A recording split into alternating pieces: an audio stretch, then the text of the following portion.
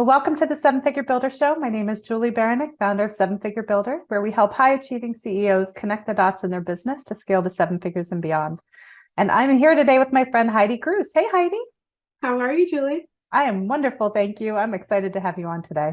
Thank you. I'm excited to be here. Absolutely. And we've chatted a couple times already, but I am Yeah. thrilled to have you featured on the show today. So first and foremost, where in the world are you? Yeah. So I'm in the small, tiny state of Connecticut up in the Northeast corner here. My background in education is grounded in clinical psychotherapy.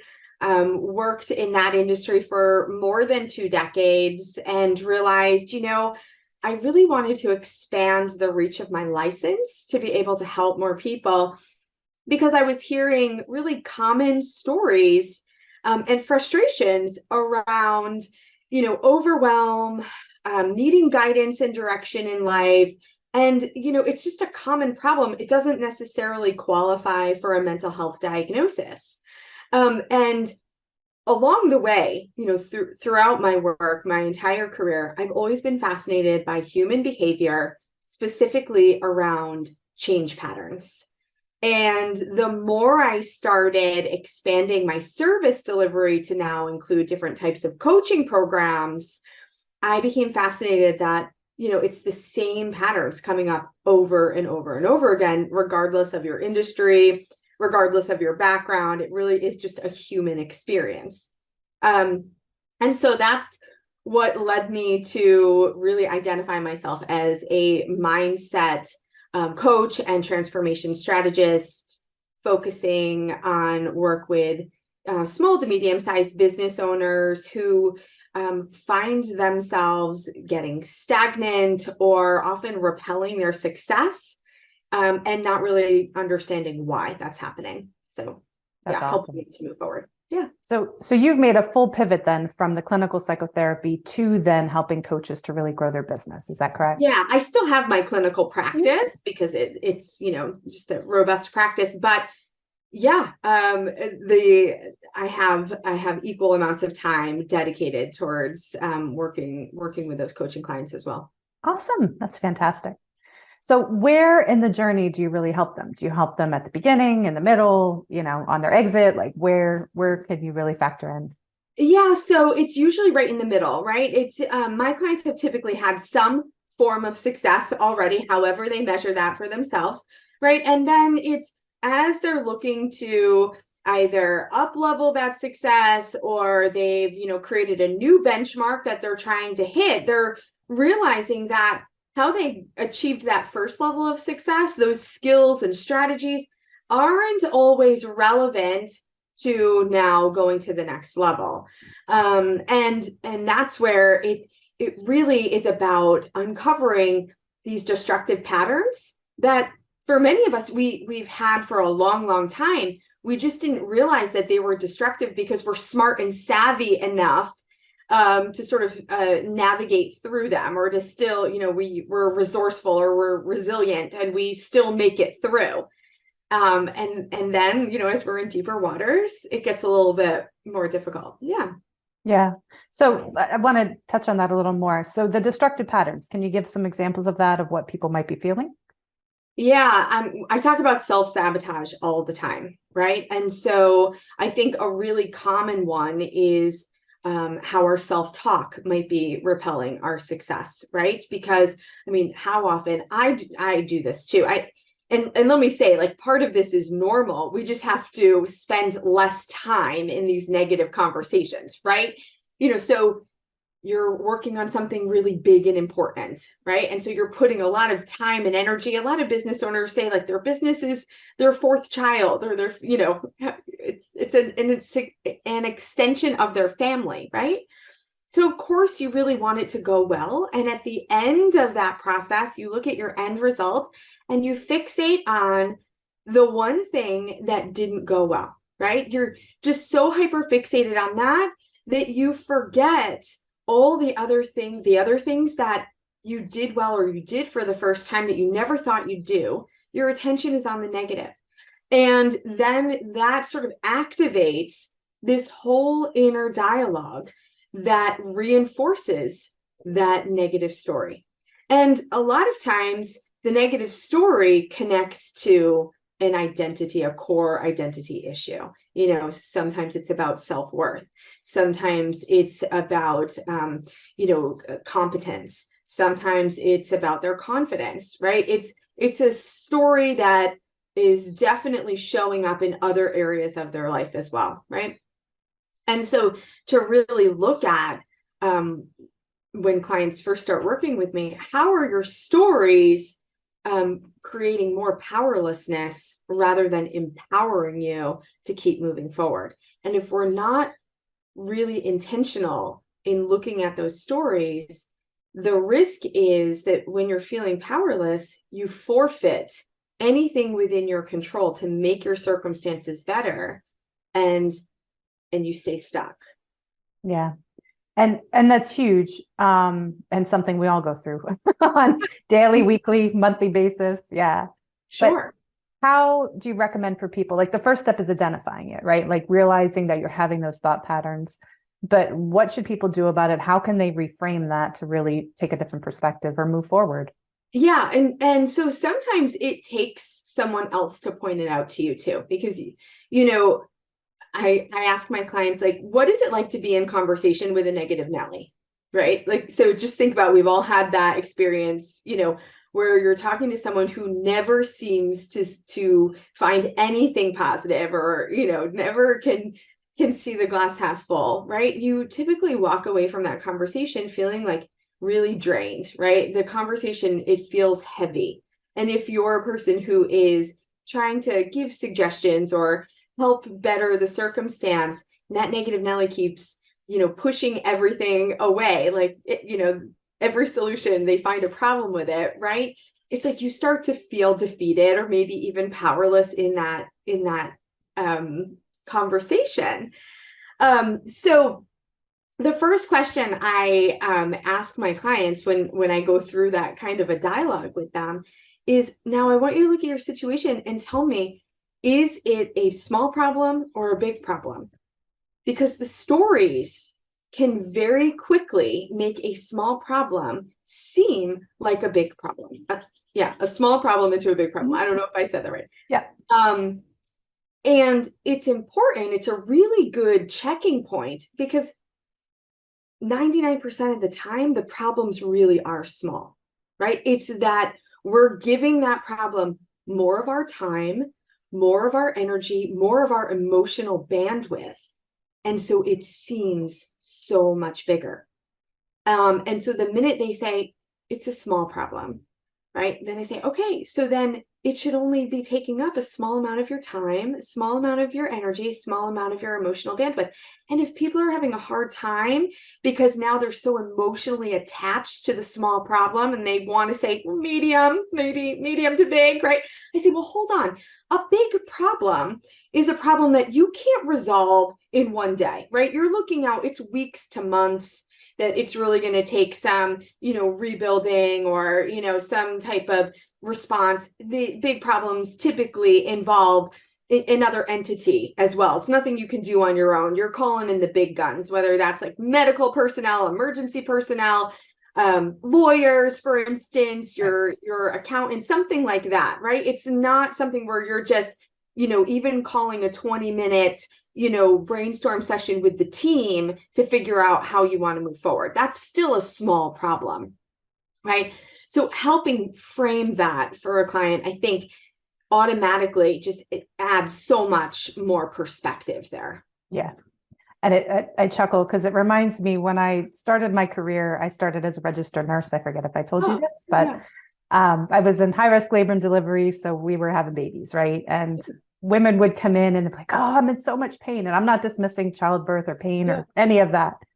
But as a nurse, like what's coming, right? And you ask that pain scale and it's like, on a scale of 0 to 10, what is your pain? Oh, it's a 10. It's like, oh, honey, no, this is a 2. Like, it's going to get worse. Right. What I realized in my career was that so many people took that pain scale, right, that we've been asked medically, to mean how much pain do you want to deal with, not how much is your pain on a scale of 0 to 10. 10 is the worst pain possibly that you can imagine. 0 is nothing. Like, 10 is Yeah. your arm getting chopped off, right? But they take it as how much do I want to deal with? And I kind of see the same thing here, that we're so tied emotionally to our businesses that it may really be a small problem, but it feels huge because we have so much emotions tied to it. And we're so emotionally invested that we can't take that step back and see, okay, this is really only affecting this much of my life. It's not, everything that it feels like in the moment. Right. We don't have that objectivity, right? Mm-hmm. And sometimes it's also because we don't know that more pain is coming, right? We don't Right. know that there are bigger problems out there. And so it takes someone else with expertise to point out, okay, I understand how this feels so massive right now, but if you're going to expend so much time, energy, and emotional bandwidth on these small problems, when the big problem really does come up, you have nothing left to give toward it. Right. And so it's also about, just sort of not expecting bad things, but I mean, things happen, and so you want to add that perspective. For sure. And so often when we're doing things in our business, we feel like they have to be perfect, right? Like you have to get it right the first time. You're going public with whatever it is you're doing. You don't want to look like a fool. And, what do you see and what do you recommend for people thinking that? Oh my gosh. So there are more than two categories other than like victory and failure. Right. And so like, first and foremost, like I want you to find that middle ground. Right. And I think when we give ourselves permission to find that middle ground, we also give ourselves permission to be more open to taking risks, even if they're sort of calculated risks. Like I hope all of your listeners are in using, numbers and data to support how they're planning. I mean, knowing if they're working with you, they are, because I know you come from that skill set there, and it's so important. But when we keep these really too rigid, when we compartmentalize, I should say, in these two really like rigid categories, it's really easy, because we always find the thing that didn't go right to wind up in failure, right? I mean, even when things go well, I think it's natural to say, next time when I do this, I want to do it this way instead, right? It's not necessarily a failure, but it starts to give that kind of energy, right? It's a learning. It's like, but that's also how we learn, right? Is by doing. We're really not learning by researching and overthinking. And so it takes doing, and it takes accepting that a lot of times we have to allow things to not always work out how we planned, to figure out, how it's meant to be, or how, it's funny. I just ran my first section of a challenge. We called it the Taking Imperfect Action Challenge. And the whole premise of the challenge was to help people make good on the promises that they make to themselves, right? We want to help people follow through and keep the promises that really reflect those tasks or actions that are intimidating or are overwhelming. And when I designed this challenge, I was very intentional in making it a 6-week challenge. It was actually an SMS challenge, so it's all through text message. And I brought it to, I have a masterclass that I'm in, and there's a marketing coach in there.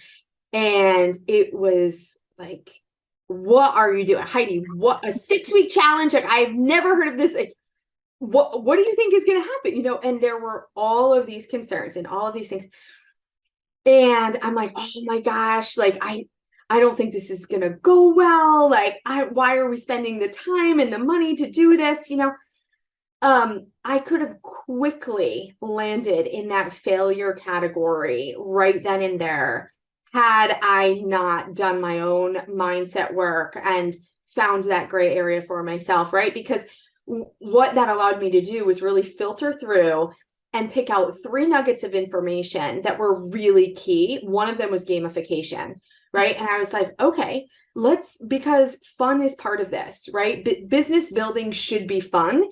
And sometimes when we're headed towards that next level of success, we up the ante for ourselves, and it starts to feel like way more pressure than it does the encouragement.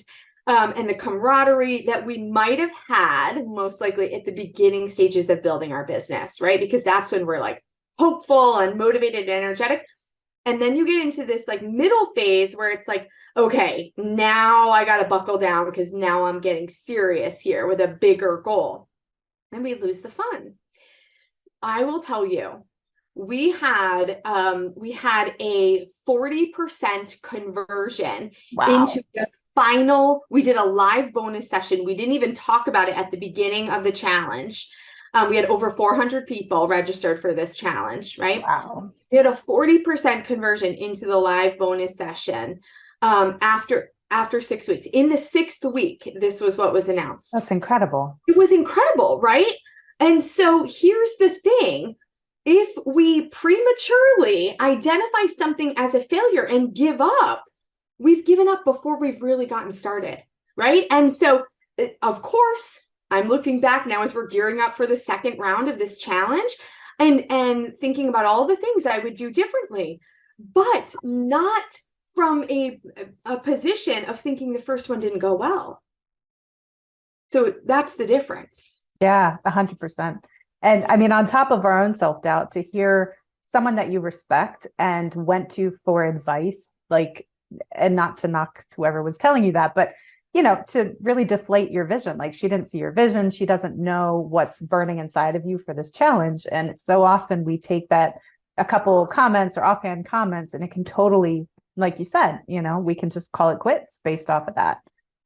Right. And I think when you start being kinder to yourself and you're focusing more on your process, not always the end result, you start to receive other people's feedback in the same way. Right? You really start to understand the intention behind the feedback. It's not about the end result. It really is about the process. It's not personal, right? And so you have to see it like, from a macro view there to really understand, like, this is her job to point these things out. And just because maybe I was feeling discouraged, there was also like valuable tips there. If I just sort of, what's that word, if I just completely not just abandoned what I was doing, but if I just said, oh, she said this wasn't a good idea, so I'm just whatever, I'm just going to eliminate that conversation from my memory, I wouldn't have taken some really like golden nuggets that she did drop for me, right? Yeah. So that's the other piece too. It's like, when we get rid of the two categories, the all or nothing, we start living in a gray space. Yeah. Yeah. And I know from an IT tech world, we call them retrospectives, where after whatever happens, you take a look at it and say, okay, what went well? What could be improved? It's not personal. It's not, meant to be emotional. It's meant to be objective and to learn from it. Because like you said, it's a constant learning process. And if we don't glean out what we're supposed to learn from it, even the things that didn't go well, especially those, but even the things that went well, you can always improve. And, I always harp on, it's so important to get feedback from your clients, no matter what, right? Yeah. And then you can pull that into whatever it is you're doing to make it always better. So it's just a constant learning process. Yeah. Totally agree. Yeah. So what are the biggest mindset blocks that you find people have that they're not often conscious of? Like, it often takes someone else to be reflective and be that mirror back to them. I think a really common one is rooted in comparisons. And, I get it. We live in a fishbowl. We are all connected in social media in some way. We might all not be active on the same platforms, but it's there, and we're aware of what other people are doing, and you may start spending too much time paying attention to likes and followers and who's saying what and who's supporting whom and what ideas seem to be, really popular at this stage. And all of a sudden everybody's doing a membership. So you got to scramble and build a membership, and your whole business model becomes reactive, and it just drifts from your original intention, from your vision of what you wanted this to be, because you're putting more value on someone else and what they're doing versus what you created for yourself. So the comparisons are just terrible. And we need boundaries and limits. We all need, so if you're not practicing active boundaries and limits in your personal life, in your business, then what's going to happen is you're going to get so far down one path that it takes a lot of time and energy to bring you back to reroute yourself back to, the lane that you were in that was, leading you right to the success you are really looking for. So when I'm working with a client who is fixated or always talking about someone else, it's like you might want to just delete social. You might want to completely, let your marketing person completely handle that and just don't even go there, because it's at this point, it's such a major distraction. It's detouring you away from where you want to go. Yeah. Yeah.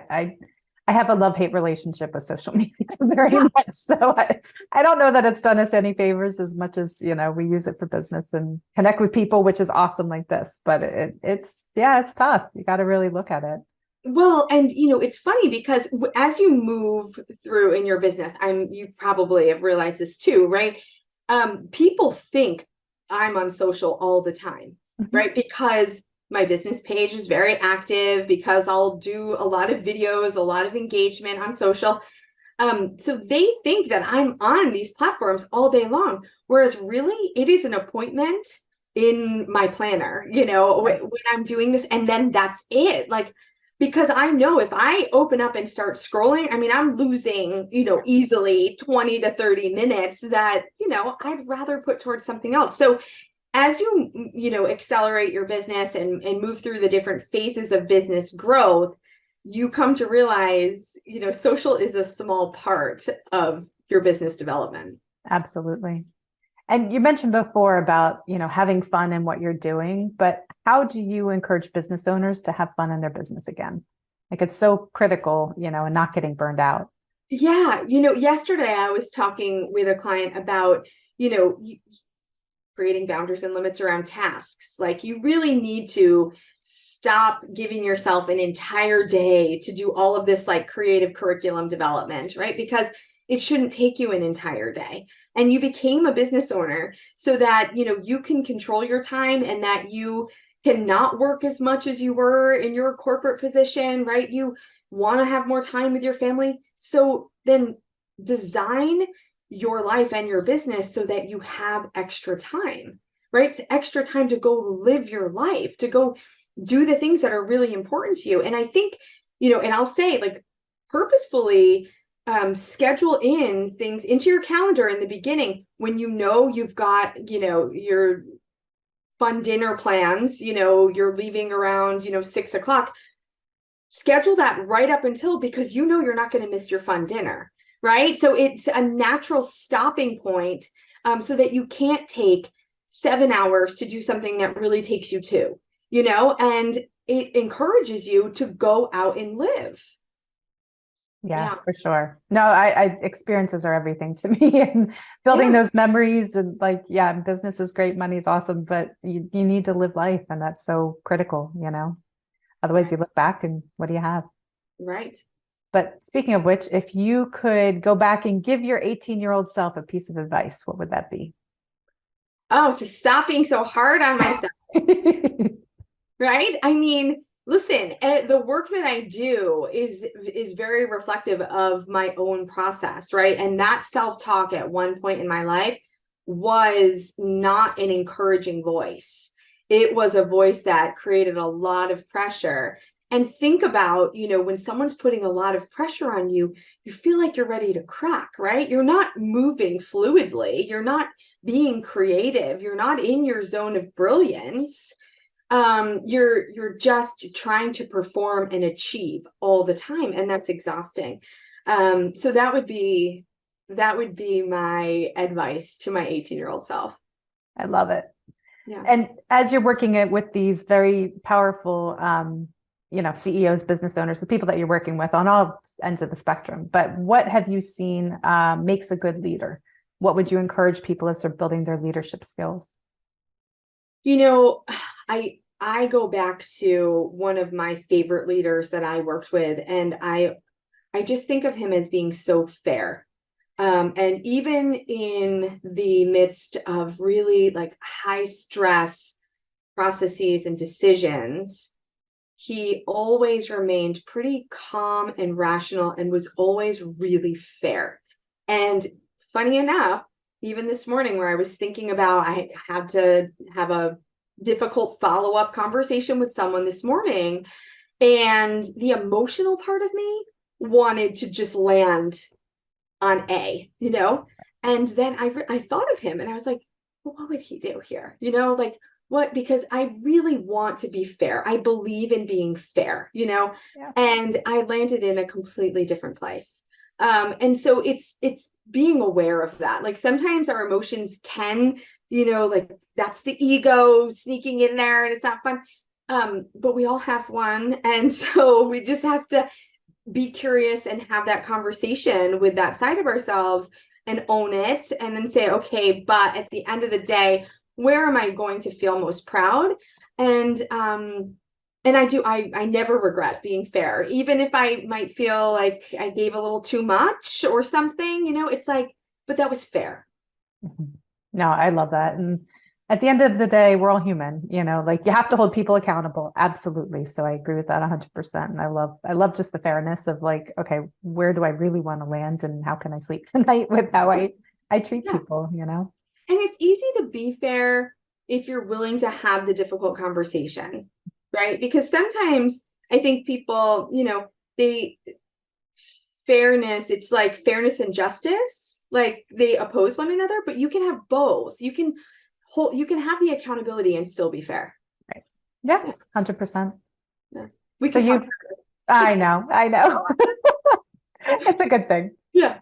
So you've accomplished lots in your business and done incredible things, but how do you define success? What does that look like to you? I think I've been thinking about this since you dropped this in my ear a few weeks ago, about this question. I think because I really do try to be self-integral as to the best of my ability. And I've seen recently in the last 2 to 3 years the impact that has had on my children, because I see the way that they're behaving, because our kids do what they see us do, not what we tell them to do, right? And I think it is now I'm in that phase of my life where that is the biggest success, because it's the ripple. It's no longer just about me. It is, here I am giving this out to 3 other human beings to go out and create their own ripple. And not to say that doesn't happen with my clients too, but obviously, it's a different level. Different level. Yeah. And so that's really important to me. That's awesome. No, and that's your legacy, right? Like your clients will remember you, you've transformed their lives, but our children are definitely our legacy. Yeah, so true. Awesome. So what can people expect from you next? What's new and exciting and coming up for you? Yeah, so 2 things. And you'll find it all at the same site. If you go to heidigruss.com/links, you're going to see 2 opportunities to work with me in 2 different ways. One is we are opening up registration for the second round of the Taking Imperfect Action Challenge. And I have no doubts. I mean, we had over 400 people registered for the first one. Wow. And this one we're taking to different heights. So it's going to be a busy challenge, which I'm excited about. The second thing that we're doing is we're opening up a training on this Taking Imperfect Action Challenge to show how to design a similar training in your business to really expedite or accelerate client readiness, right? And that's all around, engagement, gamification. What was I going to say? Using like building off of their wins that they're achieving during the challenge. So I'm really excited to share that, because I had actually never been a part of an SMS challenge. And I had never seen one before. This was kind of a new idea that my team came up with. Maybe one of my team members has seen one somewhere. I'm not really sure. But it went really well. And I think this day and age, it may be something that other business owners might want to adapt in their business as well. So that training is going to be focused really on the content and the messaging. It's not going to be the tech side. I'm not the tech person, just to be upfront and transparent about that. But there's a lot we can learn about engagement in short, bite-sized conversations to move people into an action stage so that they're ready to work with you in more intimate ways. I love that. And it's amazing to try something new and have it be wildly successful and be able to do it again and share with other people. So that's fantastic. Thank you. Yeah. So where else can people find you? Obviously your website, we'll have all the links down below, but where can they support you in your work? Yeah. So I'm Heidi Gruss on all platforms, and my last name, it rhymes with Seuss, but it's spelled differently. It's Gruss. So there's no E in there. And one of my favorite platforms to be on actually is Instagram. I do a lot of live videos there. Julie and I had our Mindset in Motion collaboration there recently. But it's just a fun place for me to drop nuggets of information. Sometimes the videos are a little bit longer, and I get a good response there. So definitely follow me at Heidi Gruss, and let me know what information you're finding to be most helpful to you. That sounds awesome. Yes, definitely check them out. I love your sessions, and not just because I was on one, but I love following them and get a lot out of it. So yeah, you do an amazing job. Thanks so much. One more question for you, but if you had the attention of the whole world for 5 minutes, what would you tell them? Oh, the whole world.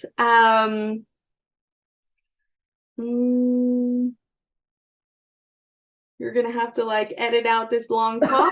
This feels like as long as you want. Yeah, no worries. So if I had the attention of the entire world for just 5 minutes,